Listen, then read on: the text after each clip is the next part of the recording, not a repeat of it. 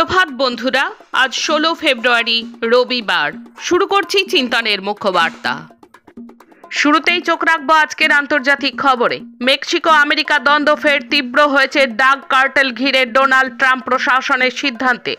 মেক্সিকোর একাধিক কুখ্যাত ড্রাগ কার্টেল মার্কিন বিদেশ দপ্তর বিজ্ঞপ্তি জারি করে সন্ত্রাসবাদী গোষ্ঠী হিসেবে ঘোষণা করতে চলেছে। তার মধ্যে কুখ্যাত সিনালোয়া কার্টেল, নর্থ ইস্ট কার্টেলও রয়েছে। পর্যবেক্ষকদের মতে মেক্সিকোর এমন ড্রাগ কার্টেল সর্বদা দেশের গণতান্ত্রিক রাজনীতিকে আঘাত করেছে। বস্তুত আইনের শাসনের প্রতিটি শর্ত দমিয়ে দিতে চেয়েছে অস্ত্র আর অর্থের জোরে। বামপন্থী সেনবাম প্রশাসন গোড়া থেকে এই সংগঠিত দুষ্কৃতী বাহিনীর বিরুদ্ধে কড়া অবস্থান নিয়েছে। আমেরিকার নেতৃত্বাধীন সামরিক জোট ন্যাটোর সদস্যপদ পাওয়ার কোনো সম্ভাবনা নেই ইউক্রেনের। সম্প্রতি ডোনাল্ড ট্রাম্পের প্রশাসন এই অবস্থান স্পষ্ট করে দিয়েছে। ইউক্রেনকে ন্যাটোর সদস্য করতে আমেরিকা আপত্তি জানাতেই এবার ইউরোপের দিকে ঝুঁকতে শুরু করেছেন ইউক্রেনের প্রেসিডেন্ট ভ্লাদিমির জেলেনস্কি। একটি ইউরোপীয় সামরিক বাহিনী গঠনের প্রস্তাব দিয়েছেন তিনি।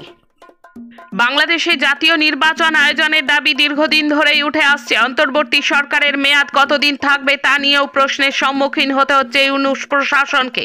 এই পরিস্থিতিতে দ্বিতীয় অধ্যায় শুরুর কথা বললেন ইউনূস। যদিও অন্তর্বর্তী সরকার আগেও জানিয়েছে তারা নির্বাচনের আগে প্রয়োজনীয় সংস্কারগুলি সেরে ফেলতে চাইছে।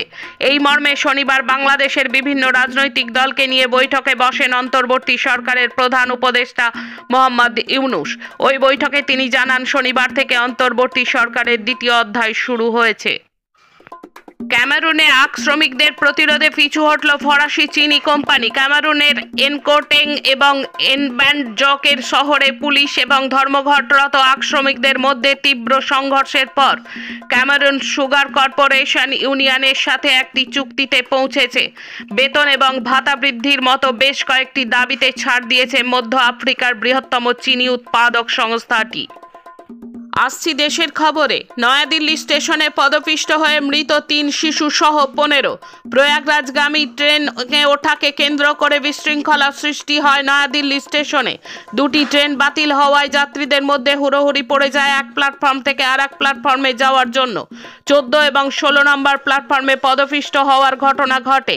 পদপিষ্ট হয়ে 3 শিশু সহ 15 জনের মৃত্যু হয়েছে। আহত কমপক্ষে 10 জন। আহতদের লোকনায়ক জয়প্রকাশ হাসপাতালে নিয়ে যাওয়া হয়েছে। মুম্বাই হামলার অন্যতম চক্রী তাহাউর রানাকে ভারতের হাতে তুলে দেওয়ার সিদ্ধান্তে ভারতের প্রধানমন্ত্রী নরেন্দ্র মোদীর সঙ্গে দ্বিপাক্ষিক বৈঠকে সবুজ সংকেত দিয়েছেন মার্কিন প্রেসিডেন্ট। ট্রাম্পের সবুজ সংকেতের পরেও কেন বিলম্ব? প্রশ্ন উঠছে বিভিন্ন মহলে। সরকারি সূত্র জানাচ্ছে নানা আইনি জটিলতার কারণে পিছোতে পারে রানার দেশে ফেরা। বড় দুর্ভিক্ষের মুখে দাঁড়িয়ে দেশ, এমনই আশঙ্কা জানাচ্ছেন অঙ্গনওয়াড়ি কর্মী ও সহায়িকা থেকে অর্থনীতিবিদরা। মুখের ছবি না মিললে রেশন বাতিল হচ্ছে 3 মাসের শিশুরও। আর তা হচ্ছে সে দেশেই যেখানে প্রতিদিন অপুষ্টিতে 20,500 শিশু ও মায়েদের পরিচর্যার অঙ্গনওয়াড়ি কেন্দ্রের জন্যও বাড়ছে না বরাদ্দ। চলতি সপ্তাহে দিল্লির তালকোটরা স্টেডিয়ামে অঙ্গনওয়াড়ি কর্মী ও সহায়িকাদের জাতীয় কনভেনশনে বিভিন্ন বক্তাদের বক্তব্যে উঠে এসেছে এই কথা। বিদেশি যোগানদার সেজে প্রযুক্তি সংস্থার থেকে কোটি কোটি টাকা হাতিয়ে নিলেন প্রতারকেরা। সম্প্রতি হায়দ্রাবাদে ঘটনাটি ঘটেছে। প্রতারকদের খোঁজে তদন্তে নেমেছে পুলিশের সাইবার অপরাধ দমন শাখা। প্রতারণা ঘটনাটি ঘটেছে হায়দ্রাবাদের জনপ্রিয় প্রযুক্তি সংস্থা MEIL এর সঙ্গে। নেদারল্যান্ডের একটি সংস্থার থেকে বার্নার এবং ফার্নেস চুল্লি কিনত ওই সংস্থা। কমিউনিস্ট মতাদর্শের বই থাকায় বইমেলা করতে দিল না বিজেপির ছাত্র সংগঠন ABVP। এমনই ঘটনা ঘটেছে বিজেপি শাসিত উত্তরাখণ্ডে। ওই রাজ্যের পৌরি গারোয়াল কলেজে একটি বইমেলা অনুষ্ঠিত হওয়ার কথা ছিল। RSS এর মতাদর্শে বিশ্বাসী ABVPর আপত্তিতে বইমেলা স্থগিত করার সিদ্ধান্ত নেয় কর্তৃপক্ষ। এখন রাজ্যের খবর। খয়রাশোলে বিস্ফোরণ কাণ্ডে তৃণমূল নেতার 10 বছরের কারাদণ্ড। বীরভূমের লোকপুরে বোমা বিস্ফোরণে বাড়ির ছাদ উড়ে যাওয়ার ঘটনায় দোষী সাব্যস্ত তৃণমূল নেতাকে 10 বছরের কারাবাসের সাজা দিল NIA আদালত। সেই সঙ্গে 10,000 টাকা জরিমানাও হয়েছে। 5 বছর 4 মাস আগের ঘটনায় শনিবার NIA আদালতের বিচারক শুভেন্দু সাহা তৃণমূল কর্মী বাবলু মণ্ডল ও তাঁর 2 ছেলের সাজা ঘোষণা করেন। সাজাপ্রাপ্ত বাবলু মণ্ডল ও তাঁর 2 ছেলে নিরঞ্জন ও মৃত্যুঞ্জয় মণ্ডল। প্রাইমারি নিয়োগ দুর্নীতিতে নাম জড়ালো শুভেন্দু অধিকারীর ভাই দিব্যেন্দু অধিকারীর। অভিযোগের আঙুল বিজেপি নেত্রী তথা প্রাক্তন আইপিএস আধিকারিক ভারতী ঘোষের বিরুদ্ধেও। এর পাশাপাশি তৃণমূলের একাধিক এমএলএ ও ভাঙড়ের জনপ্রিয় নেতা শওকত মোল্লার নামও নতুন করে উঠে আসছে। নাম আছে এমপি মমতা বালা ঠাকুরেরও। সিবিআই সূত্রে খবর, নিয়োগ দুর্নীতির সুপারিশে জড়িত ছিলেন রাজ্যের প্রাক্তন সাংসদ দিব্যেন্দু অধিকারী, প্রাক্তন আইপিএস ভারতী ঘোষ এবং তৃণমূলের রাজ্যসভার সাংসদ মমতা বালা ঠাকুর। এক রোগীকে মেয়াদ উত্তীর্ণ ওষুধ দেওয়ার অভিযোগ উঠেছে শান্তিপুর স্টেট জেনারেল হাসপাতালে। শনিবার এই অভিযোগের ভিত্তিতে তদন্ত কমিটি গঠন করা হয়েছে। অভিযোগকারী রাজু ভৌমিককে যে হজমের ওষুধ দেওয়া হয়েছিল সেটির মেয়াদ জানুয়ারি মাসে উত্তীর্ণ হয়ে গেছে।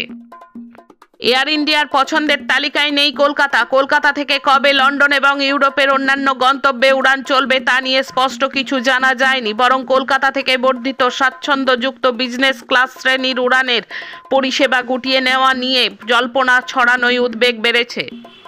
শেষে খেলার খবর, বদলে গেল ঢাকার বঙ্গবন্ধু স্টেডিয়ামের নাম। পালাবদলের পরে বাংলাদেশে এই প্রথম কোনো আন্তর্জাতিক মানের স্টেডিয়ামের নাম বদলানো হলো। এই সিদ্ধান্ত নিয়েছে মোহাম্মদ ইউনূসের নেতৃত্বাধীন তদারকি সরকার। নতুন নাম হয়েছে জাতীয় স্টেডিয়াম ঢাকা। বিশ্ব ডোপিং বিরোধী সংস্থার তরফ থেকে ইতালীয় টেনিস তারকা জান্নিস সিনারকে 3 মাসের নিষেধাজ্ঞা দেওয়া হয়েছে। অর্থাৎ 8 ফেব্রুয়ারি থেকে আগামী 9 মে পর্যন্ত থাকবে এই নিষেধাজ্ঞা। অর্থাৎ আগামী 25 মে তারিখে রোলা গারো প্রতিযোগিতায় তিনি অংশগ্রহণ করতে পারবেন। শনিবার আমেরিকার ম্যাসাচুসেটস বস্টন ইউনিভার্সিটির মাঠে রেকর্ড ভাঙলেন Gulveer Singh. David Hemery Valentine invitational athlete মিটে 26 বছরের এই অ্যাথলিট 3000 মিটার দৌড় শেষ করলেন মোট 7 মিনিট 38.26 সেকেন্ডে। আজকের মুখ্য বার্তা এই পর্যন্ত। নমস্কার।